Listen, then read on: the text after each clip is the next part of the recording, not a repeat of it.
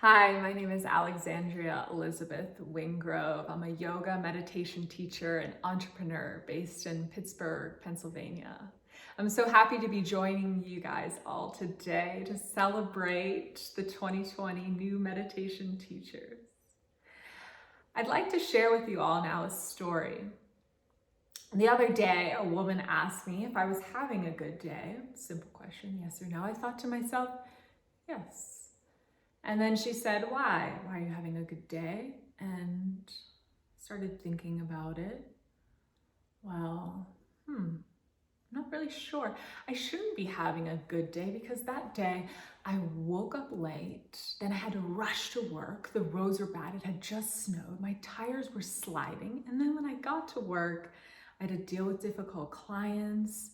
And then my shoulder injury started bothering me.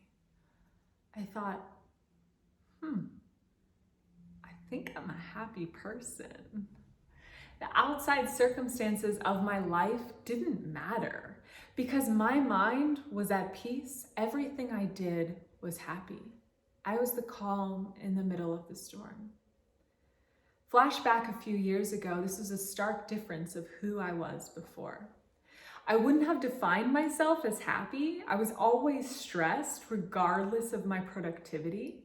I had regularly scheduled nightly panic attacks. I was anxious, upset, and just generally not optimistic of the world. I thought I was woke before everyone else thought they were woke.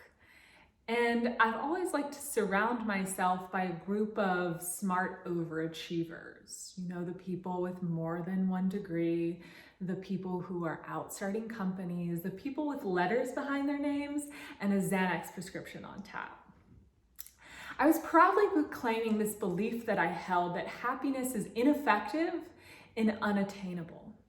Ignorance is bliss. Happy people must have no idea what's going on. I mean, right? That sounds great. Do they not see the world through the same lens that I do? And maybe there's basis to that claim. Maybe the more aware that you are, the more you can see behind the facade that everyday life is easy or safe. You can see all the risks, the downside, the calamities that await us. You can see the cynicism and manipulation behind so many things portrayed as good for you or society. You can see the 1,000 Ways to Die. Does anyone remember that show? I used to love it. I had this depressing skill set of always being able to see the negative in every situation. What's the worst possible thing that could happen? My mind went right there. And because of this, I attracted a group of friends that communicated in purely cynical observations. I bond with people over our mutual distaste, our unhappiness with the world, our unhappiness with politicians. We talk about our sufferings. This is very cool, very hip. And you could signal to other people that you're cool and miserable by saying things like, hey, I read Sylvia Plath. I'm sad, I'm depressed. Hey, I read Nietzsche. So I can say with my God complex that I think God is dead. I realize now that so much of my unhappiness was dependent on the circumstances of that day. They were dependent on my interactions with people, my interactions with the weather, and my interactions with institutions. I'm not happy because I'm smart. That's something I told myself. And maybe that's partially true. Maybe you're unhappy because you know too much. You've seen too many insufferable Netflix documentaries. Do you really need another one? Maybe you've experienced too much life. You've experienced trauma, and that's valid. Happiness takes work. Happiness takes work every single day. And it will take more work if your baseline of existence is continually overthinking everything. But there's good news. The good news is if you're mentally high functioning, you're already good at figuring things out, whether that's figuring out the algorithms for your business, the optimization of your physical health. You can figure out the art of happiness as well. Through this long-winded journey of seeking answers to happiness from my diet, trying to eat certain things, seeking happiness from microdosing, alcohol, intense yoga highs, you can reach stages of temporary happiness. Through that journey, I stumbled upon mindfulness meditation. And this is the only thing that maintained happiness long-term without the negative side effects, no hangovers.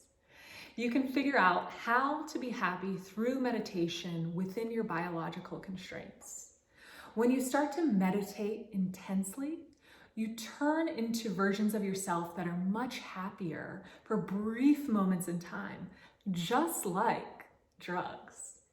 But with consistent practice, you can nudge yourself in the direction of happiness on a perpetual basis, as opposed to just visiting there, thereby training the mind through the tool of meditation. Meditation took me from being a victim of my outside circumstances to the calm, confident, unshakable boss babe you see in front of you today.